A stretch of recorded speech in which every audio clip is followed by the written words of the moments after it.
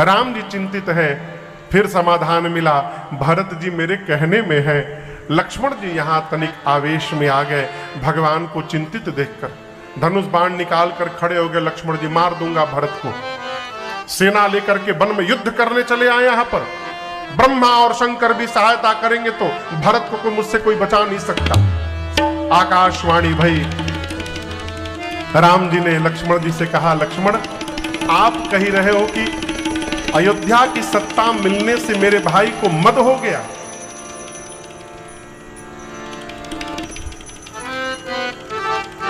क्या सिरका जानते हैं? सिरका माताएं जानती होंगी। सिरका भगोने में दूध रख करके और उसमें सिरका का 2 बूंद डाल दिया जाए, क्या होगा? बोलिए क्या होगा? फट जाएगा। और यदि दूध का समुद्र हो, भगोने में नहीं, दूध का समुद्र हो और उस समुद्र में कई 100 लीटर सिरका डाल दिया जाए तो क्या होगा? समुद्र फट जाएगा दूध का। राम जी कहते हैं, आप कह रहे हो कि अयोध्या की सत्ता प्राप्त होने के बाद मेरे भाई को मद हो गया है। मैं कहता हूं मेरे भाई को ब्रह्मा विष्णु महेश की भी सत्ता प्राप्त हो जाए, उसके बाद भी भरत को अभिमान नहीं हो सकता है। यह मेरा विश्वास है। सिरके के दूध से भगोने का, सिरके के बूंद से भगोने का दूध फट सकता है, दूध का समुद्र नहीं फट सकता। उसी प्रकार राज सत्ता प्राप्त करके सामान्य जीव का मति पलट जाए, अभिमान हो सकता है, मेरे भरत को अभिमान नहीं हो सकता है।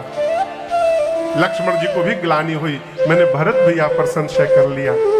प्रातः काल भरत भैया निषाद राजगुरु के साथ शत्रुघ्न भैया को लिए और माताओं से गुरुदेव से अनुमति लेकर के राम जी से मिलने गए। सबसे पहले अकेले निषाद राजगुरु भरत भैया को पकड़ कर लाए भगवान के कुटिया के द्वार पर, गेट के पास। भीतर भगवान बरगद के वृक्ष के नीचे चबूतरे पर बैठे थे। लक्ष्मण जी नीचे बैठकर कुछ बात कर रहे थे। निषाद राजगुरु ने भरत जी को दिखाया, वो देखिए आपके भैया भीतर बैठे हैं, भीतर चले जाइए। भरत जी बोले मैं भीतर नहीं जाऊंगा। और उसी कुटिया के द्वार पर अपने दोनों भुजाओं को भरत जी ने ऊपर उठाया और जैसे लकड़ी को खड़ा करके छोड़ दीजिए, लकड़ी खड़े खड़े नीचे गिर जाती है। भरत जी हाथ ऊपर उठा करके खड़े खड़े धरती पर गिर गए। बोले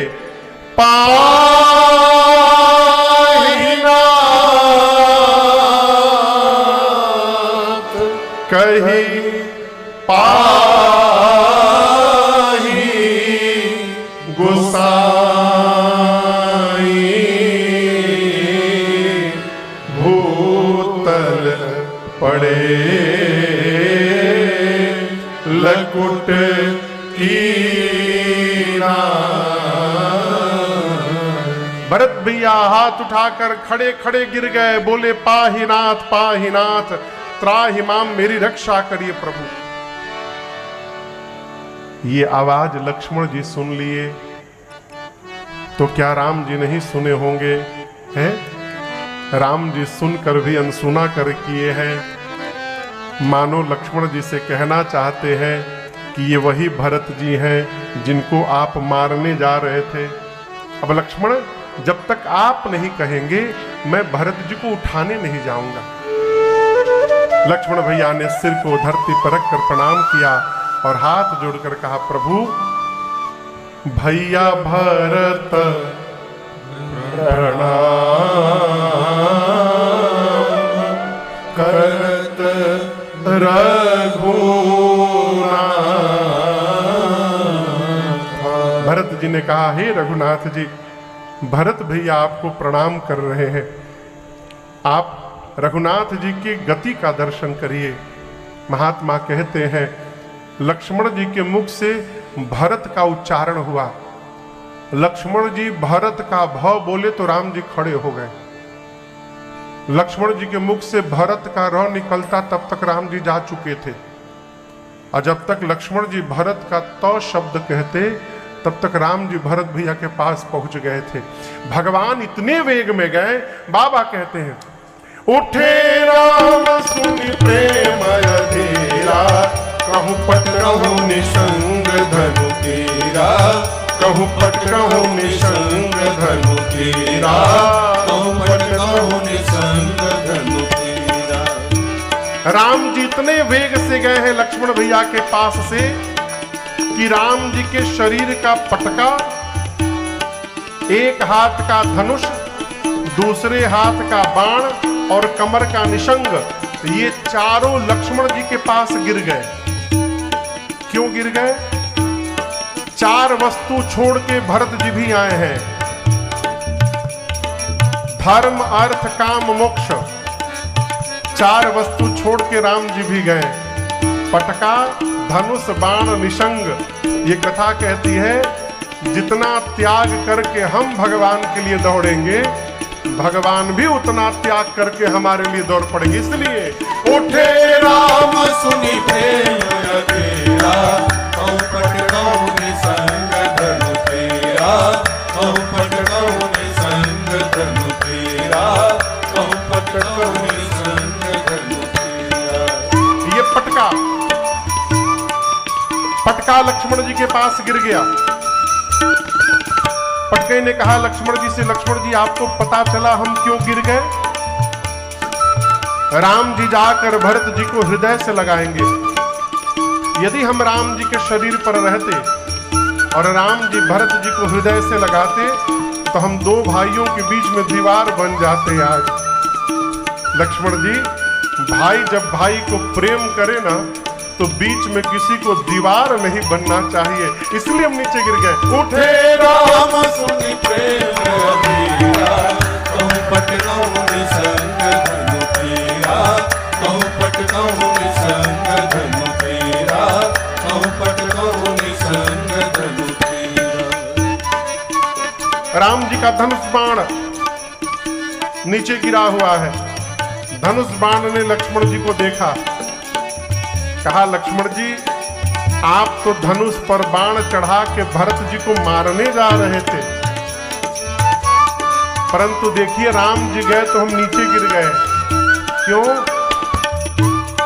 भाई जब भाई से मिले ना तो भाई को हथियार लेकर नहीं मिलना चाहिए, प्रेम से भरा अपना हृदय लेकर के भाई से मिलना चाहिए। इसलिए उठे राम सुनि प्रेम अधीरा, कहूँ पट कहूँ निसंग धनु तेरा, कहूँ पट कहूँ निसंग धनु तेरा, कहूँ पट कहूँ निसंग धनु तेरा।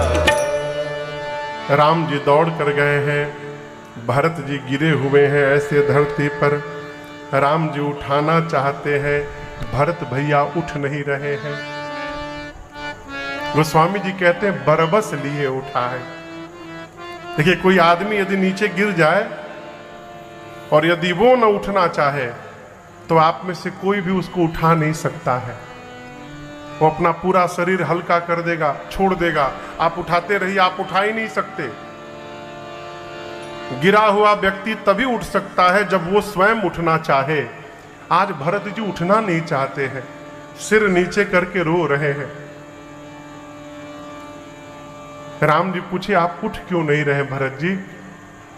भरत भैया बोले प्रभु मैं आपको मुंह दिखाने लायक नहीं रहा, मैं जैसे उठूंगा आपको इस पापी भाई का मुख देखना पड़ेगा। राम जी बोले यदि आप चाहते हैं कि मैं आपका मुख न देखूं भरत जी तो मैं वचन देता हूं मैं तुरंत आपका मुख नहीं देखूंगा, परंतु यदि आप मेरे हृदय से नहीं लगेंगे ना तो जो तड़प जो जलन अयोध्या से चलते समय से बनी हुई है भरत, आपके भैया के हृदय की वो जलन समाप्त नहीं होगी। आप एक बार मेरे हृदय लगी, मैं आपका मुख नहीं देखूंगा और आप दर्शन करिए। भगवान ने उठाया लेकिन मुंह नहीं देखा। गोस्वामी जी कहते हैं प्रभु ने भरत जी को बरबस लिए उठा, भगवान ने बरबस उठाया और उठाने के बाद तुरंत उर लाए कृपा निधान। भगवान ने उठाते गले लगा लिया। गले लगा लिया तो भरत जी का मुख पीछे चल गया और गले लगकर भरत राम के मिलन लखे बिसरे सब इतना रोए हैं राम जी, भरत भैया इतना रोए हैं।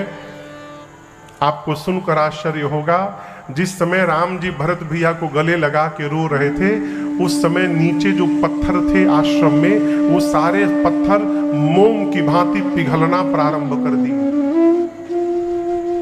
गोस्वामी जी कहते हैं जिस प्रेम का दर्शन करके पत्थर द्रवित हो गए, तो वहां जो जीवित होंगे उनकी क्या दशा होगी। गोस्वामी जी तो अपना कलम रख दिए, बोले इस प्रेम की व्याख्या करना मेरे बस की बात नहीं है। अगम स्नेह भरत रघुबर को जहन जाय मन विधि हरि हर को। चारों भैया एक दूसरे से मिले। भरत जी, शत्रुघ्न जी, सीता मैया को मिले, प्रणाम किए हैं।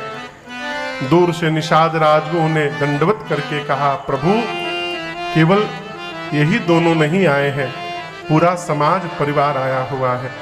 राम जी दौड़ कर गए, जा करके गुरुदेव को दंडवत किया। आपको पता हो, माताओं में राम जी कौशल्या मैया को प्रणाम नहीं किए, पहले किसको प्रणाम किए पता है? कैकेयी मैया को। और राम जी तो दंडवत किए थे, लेकिन यहाँ गोस्वामी जी कहते हैं प्रथम राम भेंटी कैकेयी। भेंटना कहते हैं गले लगाने को। राम जी ने माँ को गले नहीं लगाया, राम जी तो दंडवत किए थे।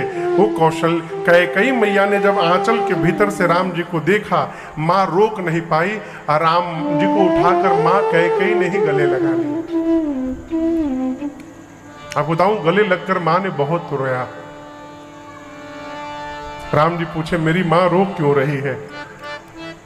कैकेयी मैया ने कहा कि आप जब चले आए हैं तब उसके बाद भरत अब मुझे माँ नहीं बोलते हैं, कोई मेरी ओर देखता भी नहीं है राम, इस भीड़ में भी मैं अकेली खड़ी हूँ। राम जी बोले, कोई नहीं देखता है, लेकिन तेरा राम तो तुझे देखा है माँ, मैं तो आपको माँ कह रहा हूँ। जगत आपका त्याग कर दे, परंतु आपका राम आपका कभी त्याग नहीं कर सकता माँ। अनेक प्रकार से मैया को प्रभु ने समझाया है। पूरे समाज को लेकर राम जी चित्रकूट आए, और चित्रकूट में 5 बैठकी भई है। कितनी? 5। पहली बैठकी आज आते आते हुई। गुरुदेव ने कहा कि आपके वियोग में आपके पिताजी नहीं रहे राम जी। राम जी बहुत रोए, आज बहुत रोए। किसी घर घटना घट जाती है ना, तो प्रवचन देने वाले बहुत लोग आते हैं। किसके लिए रो रहे हो तुम? आत्मा तो अजर अमर है, व्यर्थ में रो रहे हो, जो आया है सबको जाना है। ये ज्ञान का पिटारा अपने घर में खोला करिएगा। क्यों? कष्ट उसी को होता है जिसको खोता है, सबको पीड़ा नहीं होती है।